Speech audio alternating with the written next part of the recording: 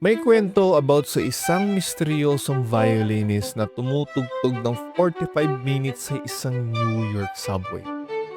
Ni halos walang tao yung tumigil at makinig. May mga pumalakpak. Pero at the end of the day, nakakuha lang siya ng $30. Walang may alam, pero yung violinist na yun is one of the best musicians sa buong mundo. Tinugtog niya sa subway na yun yung isa sa pinakakomplikadong piece ever written. Ginamit yung 3.5 million violin niya.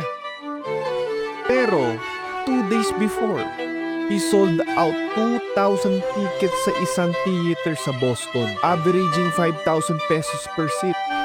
Biniyaran siya ng 50,000 pesos ng mga organizers each minutes ng performance niya. Now, ano yung nagbago? The location. Tulad ng bote ng tubig na nagkakahalagang 20 pesos sa grocery can be 60 pesos sa movie theater and 120 pesos sa eroplano. The setting affects the perceived value. Kung nafe-feel mong undervalued ka, maybe nasa maling lugar ka lang. Find the people and places that truly appreciates your worth.